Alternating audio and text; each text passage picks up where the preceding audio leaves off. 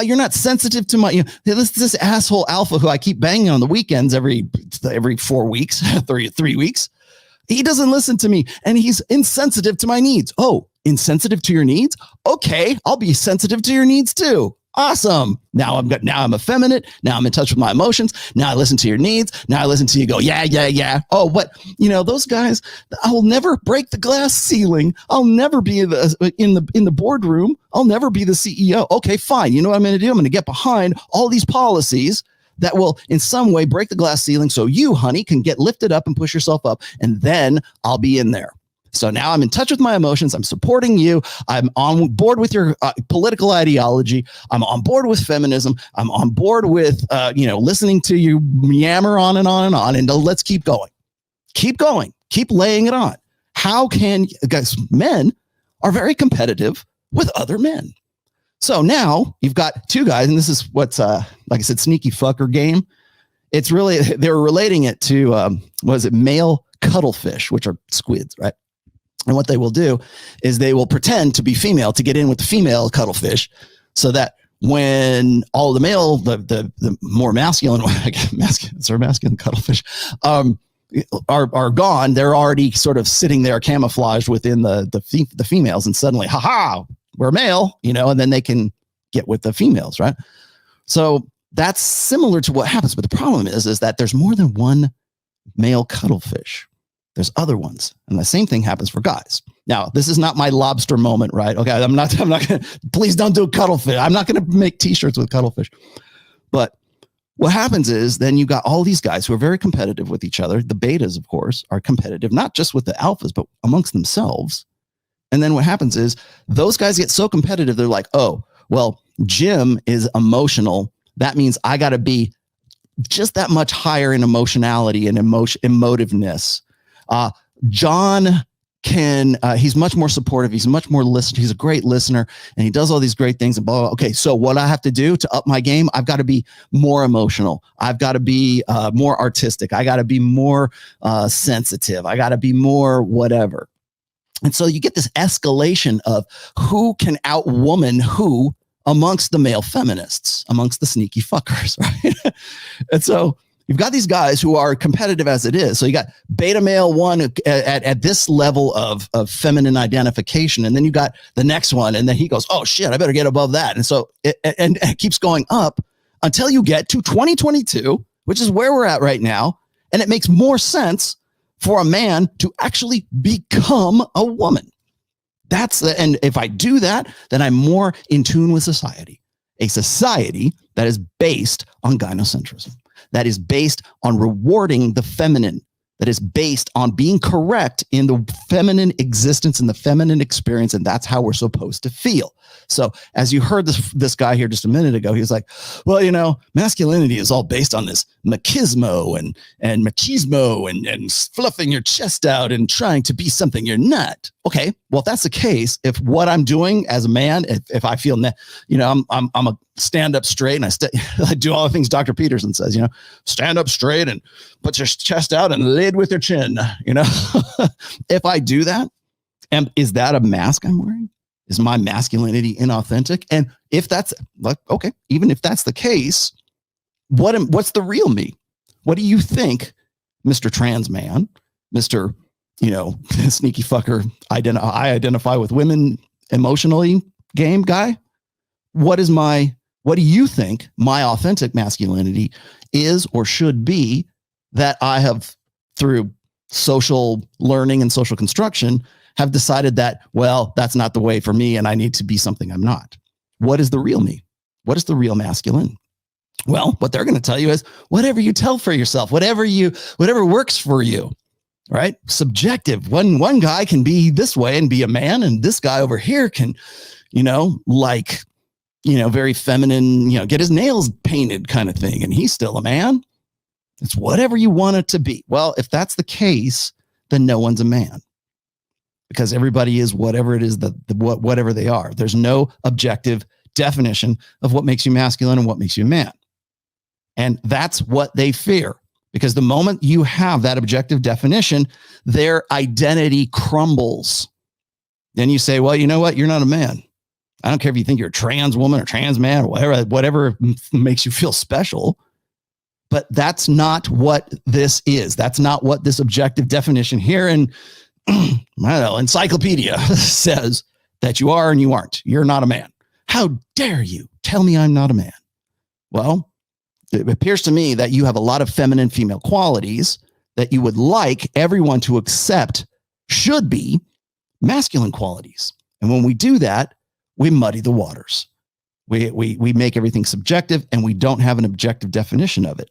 And the moment that you have that, your identity is in crisis as a man, as a woman, as a whatever, a cuttlefish, whatever the fuck you think you are. It's through you, through your parents, through popular culture, through lived experience, right? It's through you develop that belief set because other people tell you that that's the right way to think, right? Even in spite of me saying, hey, look, the sky's blue. No, it's everybody tells me it's actually purple and green. Oh, okay. Sometimes it can be. That was you. Who else is here? Oh, hi, Kate. Welcome, Kate. Welcome. Wait, here we go. This is for Kate. Say my name. Beta males are basically real life South Park PC frat boys. Outside, they're down with the struggle, but on the inside, they're as testosterone driven as alpha males. Yeah. Every time a man's being nice to you, all he's doing is offering dick. Just like that. And I tell you what's funny to me is Torsha has been on Fresh and Fit. Ask me how I know. Yeah, that's why women get really pissed off at nice guys. The nice guy thing right now, like women hate nice guys. They hate nice guys for various. You want to know why women hate nice guys? Here, I'll tell you why. Because nice guys are the cuttlefish that got found out. They're offering dick. They got found out. And once a guy who is sort of presenting himself as an alpha, as a guy that a woman should want to get with, right? You want to know what's so offensive about a nice guy or guys that get found out is that it triggers women's innate existential fear. And that is having hypergamy or sexual selection removed from women in even the most minute way, even the suggestion, the hint that a man should be in some way in control of a woman's sexual selection process and that she's not the sole arbiter of who she's spreading her legs for and who she's having babies with. If it isn't even hinted at, women will lose. They'll file legislation. There'll be a sexual harassment. They'll call their congresswoman or senator woman, right? That if it's even just slightly, even immeasurably hinted at, because it triggers this fundamental fear that the cuttlefish that's in amongst them, who wants to be their friend, who wants to align themselves, who wants to be a better female cuttlefish, right? This is the cuttlefish episode. Gets found out. You're not a female cuttlefish. You're a male. Holy crap. Get him. That's what it is. And that's why nice guys are so offensive to women, especially the ones who women are already suspect to begin with. Like, they're like, this guy really who he says he is, because they have that female, like what I call the hypergamous filter. It's women call it their female intuition, feminine intuition, right? And they go, is he really who he says he is? That's why The Bachelor is such a popular show, by the way. Is he really who he says he is? It's The Bachelor. They're writing the freaking script. Of course he is. But doesn't irrelevant, because it's the indignation. It's the suspicion that is very, very satisfying for women. It like creates this dopamine rush of like, is he for real? Is he not? And when that woman finds out that he's not, oh, well, looks like my feminine intuition was correct. You are a vile villain. How dare you? And you either gotta like profess your sin. You're suddenly Simon Leviev, right? You've got to be like very repentant or not, or unrepentant for that matter. But you've been found out. That's why you want to know why, Tinder Swindler was so much more popular than like inventing Anna. Is because women could give two shits about whether Anna is like, grifting on all of these really high powered business guys who deserved it, right? Well, if they're that stupid that they would go and trust a 25-year-old girl with a, a fake, well, I guess she had a real Russian accent.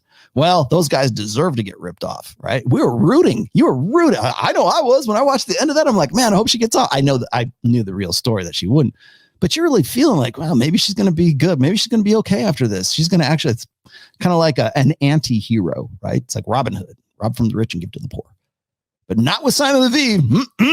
No way. Now we're going to start a Kickstarter fund so that we can get all these other women worldwide to pay for the debt that these women elected to involve themselves in, with, sort of get them off the hook kind of thing. But they love that because the guys found out. And that's why, beta males are basically real life South Park frat boys, right? They, yeah, they are. That they're trying to get in there.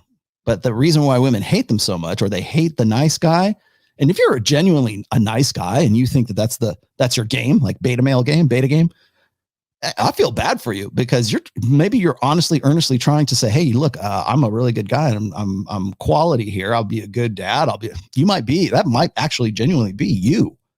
But women don't get it. They're more suspect of you than the guy who is honestly like, it's all about the dick. Come on, get it, girls. That guy.